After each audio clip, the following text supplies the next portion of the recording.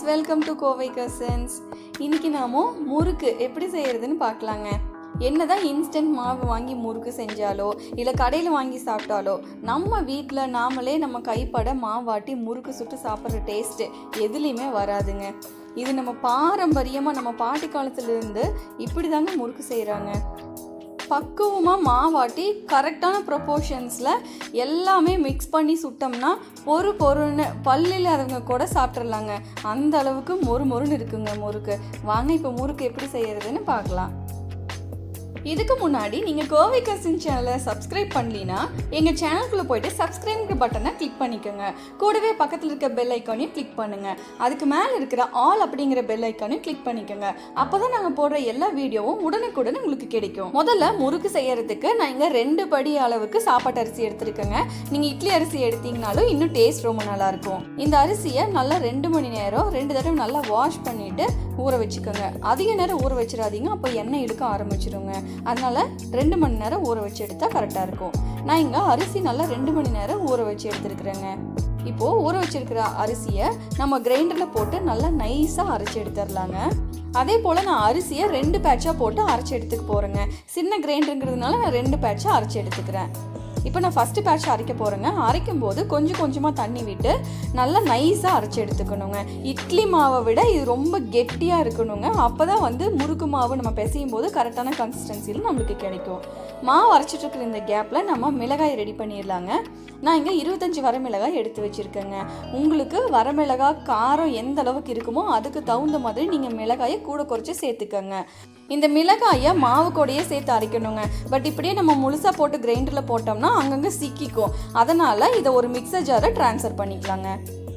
Mixer ஜாரில் சேர்த்துட்டு கொஞ்சமாக தண்ணி விட்டு இதை நல்லா குறைப்பாக அரைச்சி எடுத்தால் போதுங்க.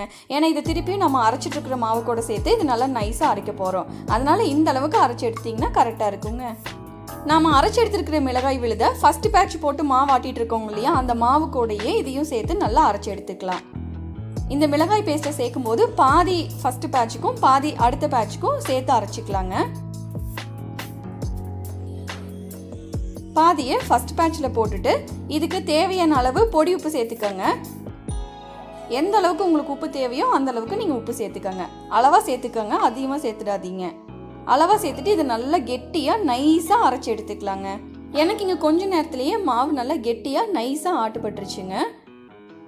பாருங்கள், நல்லா கெட்டியாக இருக்குது மாவு. அதே சமயத்தில் நல்லா நைஸாக அரைப்பட்டுருச்சுங்க. இதுதான் கரெக்டான கன்சிஸ்டன்சி. நல்லா நைஸாக அரைச்சி எடுத்துருக்கிற இந்த மாவை ஒரு பாத்திரத்தில் ஃபஸ்ட்டு எடுத்து வச்சிடலாங்க. அப்புறமா செகண்ட் பேட்ச் இதே ப்ரொசீஜரில் அரைச்சி எடுத்துக்கலாம். செகண்ட் பேட்ச் மாவு அரைச்சி எடுக்கிறதுக்குள்ளே நம்ம முறுக்குக்கு பொட்டுக்கடலை மாவு அரைச்சிக்கலாங்க. நான் இங்கே இந்த படியில் 2 படி அளவுக்கு நான் அரிசியை அளந்து எடுத்துருக்குறேங்க. அதே படியில் 1 படி அளவுக்கு நான் பொட்டுக்கடலை எடுத்துருக்கேங்க. 2:1. 2 படி அரிசிக்கு 1 படி அளவுக்கு பொட்டுக்கடலை கரெக்டாக இருக்கும். எடுத்து வச்சுக்கிற பொட்டுக்கடலையை ஒரு மிக்சர் ஜாரில் பாதியாக சேர்த்து நல்லா மாவு மாதிரி அரைச்சி எடுத்துக்கலாங்க. இந்த மாதிரி நல்லா நைஸாக அரைச்சி எடுத்துகிட்டு இதை நல்லா சல்லடையால் சலிச்சு எடுத்துக்கலாங்க. இந்த மாதிரி எல்லா பொட்டுக்கடலையும் நைஸாக அரைச்சி எடுத்துக்கோங்க. அடுத்தது ஒரு பவுலில் நான் இங்கே 3 டேபிள் ஸ்பூன் அளவுக்கு கருப்பு எள்ளு சேர்த்துக்கிறேங்க. இது கூடவே 1 டேபிள் ஸ்பூன் அளவுக்கு ஓமம். ரெண்டுத்தையும் ஒன்றா சேர்த்துட்டு இதை நல்லா வாஷ் பண்ணி ஒரு ஸ்ட்ரெயினரில் போட்டு சுத்தமாக தண்ணி வடிகிற வரைக்கும் அதை அப்படியே விட்டுருங்க. இது எல்லாத்தையுமே ரெடி பண்ணுறதுக்குள்ளேயே செகண்ட் பேட்ச் மாவு அரைச்சி தோண்டி எடுத்துகிட்டு வந்தாச்சுங்க. இப்போ இது கூட நம்ம முறுக்குக்கு எல்லாத்தையுமே மிக்ஸ் பண்ணி எடுத்துடலாம். நாம் அரைச்சி எடுத்துருக்கிற மாவில் முதல்ல பொட்டுக்கடலை மாவை சேர்த்துக்கலாங்க. 1 படி அளவு பொட்டுக்கடலை அரைச்சி எடுத்துருக்கிற மாவு கரெக்டாக இருக்குங்க. பட் நீங்கள் சேர்க்கும் போது கடைசியாக கொஞ்சமாக மாவு வச்சுக்கோங்க. ஏன்னா இந்த முறுக்கு மாவு ரொம்ப கெட்டியாகிடுச்சுன்னா நம்மளால் புளிய முடியாமல் போயிடுங்க. அதனால் கொஞ்சமாக வச்சுட்டு மீதி சேர்த்துக்கோங்க. இது கூடவே நம்ம ஊற வச்சு எடுத்துருக்கிற எள்ளு, இது கூடவே 2 டேபிள் ஸ்பூன் அளவுக்கு பெருங்காயத்தூள் எல்லாத்தையும் சேர்த்துட்டு இதை நல்லா கைகளால் நல்லா பிசைஞ்சு எடுத்துக்கலாங்க. மாவு ஆட்டுற பார்த்து ரொம்ப முக்கியங்க. ரொம்ப தண்ணி மாதிரி ஆட்டிடாதீங்க, நல்லா கெட்டியாக ஆட்டி எடுத்துக்கோங்க. இப்போ நம்ம மாவு ஒரு அளவுக்கு பிசைஞ்சு எடுத்தாச்சுங்க. இந்த ஸ்டேஜில் நீங்கள் உப்பு சரி பார்த்துக்கோங்க. உப்பு பத்தலைன்னா கொஞ்சமாக பொடி உப்பு சேர்த்துக்கலாங்க. அதே சமயத்தில் எனக்கு மாவு பார்த்தீங்கன்னா நல்லா இலக்கமாக இருக்கிற மாதிரி இருக்குங்க. இந்த மாதிரி லூஸாக இருக்கக்கூடாதுங்க. அதனால் நம்ம ஏற்கனவே பொட்டுக்கடலை மாவை சேர்க்கறதுக்கு முன்னாடி கொஞ்சமாக எடுத்து வச்சுருந்தோம். அந்த மாவையும் இது கூட நான் இப்போ சேர்த்துக்கிறேங்க. மாவு சேர்த்ததுக்கு அப்புறமா எனக்கு இங்கே உப்பு பத்தாதனால நான் கொஞ்சமாக உப்பு சேர்த்துக்கிறேங்க. இது கூடவே 2 டேபிள் ஸ்பூன் அளவுக்கு ரூம் டெம்பரேச்சரில் இருக்கிற வெண்ணெயை இதில் சேர்த்துக்கலாங்க. சேர்த்துட்டு இது மறுபடியும் நல்லா உப்பு மாவு கூட நல்லா மிக்ஸ் ஆகிற மாதிரி நல்லா இதை மிக்ஸ் பண்ணி எடுத்துக்கலாங்க. பாருங்கள், மாவு நல்லா மிக்ஸ் பண்ணதுக்கு அப்புறமா இந்த கன்சிஸ்டன்சியில் இருக்கணுங்க. அதாவது நீங்கள் எடுத்து நீங்கள் கையில் ஏதாவது ஒரு ஷேப் பண்ணிங்கன்னா அந்த ஷேப்புக்கு அந்த மாவு வரணும். இதுதான் கரெக்டான கன்சிஸ்டன்சி. அவ்வளோதாங்க. இப்போ முறுக்கு மாவு ரெடி ஆயிடுச்சு. பார்க்கறதுக்கு ரொம்ப லென்த்தியான வீடியோவாக இருந்தாலும் ரொம்ப சுலபமாக ஈஸியாக செஞ்சிடலாங்க. இனி அடுத்தது முறுக்கு சுட்டு எடுத்துடலாம். மாவு ரெடி பண்ணதுக்கு அப்புறமா சீக்கிரமாக முறுக்கு சுட்டுடலாங்க. ரொம்ப நேரம் ஊறிடுச்சுன்னா எண்ணெய் இழுக்க ஆரம்பிச்சிடும். இந்த மாதிரி ஒரு முறுக்கு பொடி எடுத்துக்கங்க. முறுக்கு பொடியில் உள்ளேயும் வெளியும் நல்லா எண்ணெய் நல்லா ஸ்ப்ரெட் பண்ணிவிட்டு இதில் மாவை ஸ்டஃப் பண்ணி புழிஞ்சிடலாங்க. இந்த முறுக்கு பொடி எங்கள் பாட்டியோட முறுக்கு பொடிங்க, இன்னும் நாங்கள் யூஸ் பண்ணிகிட்ருக்குறோம். இந்த முறுக்கு பொடியில் நல்லா மாவை ஸ்டஃப் பண்ணிவிட்டு இதை ரெடி பண்ணி வச்சுக்கலாங்க. இந்த கேப்லேயே ஒரு பெரிய இரும்பு வடை சட்டியில் எந்த அளவுக்கு முறுக்கு சுட்டு எடுக்கிறதுக்கு எண்ணெய் தேவையோ அந்த அளவுக்கு எண்ணெயை நல்லா காய வச்சு எடுத்துக்கோங்க. இப்போ நான் இந்த மாதிரி 2 கரண்டி எடுத்துருக்கேங்க. இந்த மாதிரி கரண்டி எடுத்துட்டிங்கன்னா பயப்படாமல் நீங்கள் முறுக்கு எண்ணெயில் போட்டு எடுக்கலாம். இந்த கரண்டி மேலே பின்னாடி திருப்பிட்டு நல்லா அதில் எண்ணெய் ஸ்ப்ரெட் பண்ணிவிட்டு முறுக்கு பொடியில் இருக்கிற மாவை அப்படியே நல்லா புழிஞ்சு விட்டுருங்க.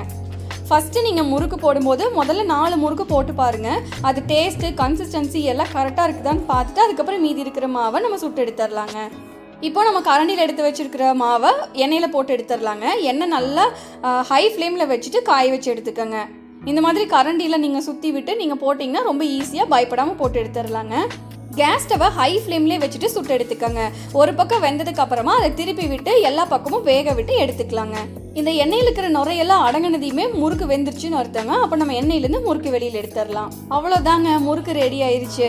இப்போ நீங்கள் டேஸ்ட்டு என்னோட கன்சிஸ்டன்சி எல்லாமே பார்த்துட்டு மீதி இருக்கிற மாவை சுட்டு எடுத்துடலாங்க. இப்போ நீங்கள் ஒரு முறுக்கு எடுத்து உடச்சிங்கன்னா ஈஸியாக இந்த மாதிரி உடஞ்சி வரணுங்க.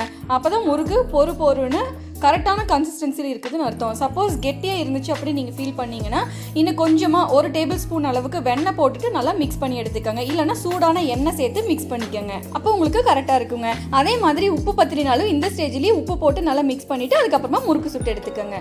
நான் இப்போ மறுபடியும் காமிக்கிறேங்க. முறுக்கு பொடியில் மாவை ஸ்டஃப் பண்ணிவிட்டு கரண்டி மேலே எண்ணெய் நல்லா தடவி விட்டுட்டு முறுக்கு மாவை சுற்றி விட்டு பிழிஞ்சு எடுத்துக்கோங்க.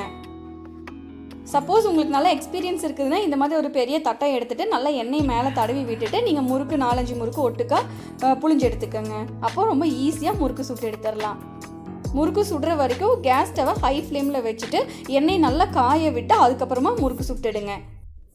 இதே மாதிரி ஒன்று போட்டுக்கோங்க. அதே மாதிரி தட்டத்தில் இருக்கிறத அப்படியே எடுத்து லைட்டாக திருப்பி விட்டிங்கன்னா அந்த முறுக்கு மாவு எல்லாமே கரெக்டாக விழுந்துடுங்க எண்ணெயில். முறுக்கை எண்ணெயில் போட்டதுக்கப்புறமா ஒரு சைடு வெந்ததுக்கப்புறம் இன்னொரு பக்கம் நல்லா திருப்பி விட்டு 2 பக்கம் வேக விட்டு இந்த சுற்றியில் இருக்கிற நுரையெல்லாம் அடங்கினதுக்கப்புறமா நம்ம முறுக்கு எடுத்துடலாங்க.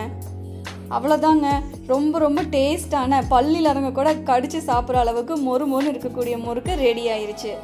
கண்டிப்பாக நீங்களும் ட்ரை பண்ணி பாருங்கள். இந்த தீபாவளிக்கு முறுக்கு நீங்களே உங்கள் கையால் செஞ்சு கொடுத்து அசத்துங்க. செஞ்சுட்டு எங்களுக்கு எப்படி இருக்குன்னு கமெண்ட் பண்ணுங்கள். கூடவே லைக் பண்ணுங்கள், ஷேர் பண்ணுங்கள், சப்ஸ்கிரைப் பண்ணுங்கள், பக்கத்தில் இருக்க பெல் ஐகானை கிளிக் பண்ணுங்கள். வேற ஒரு நல்ல டிஷ்ஷை எப்படி ஈஸியாக டேஸ்ட்டாக செய்கிறதுங்கிறத நான் ஷேர் பண்ணுறேன். அது வரைக்கும் பை.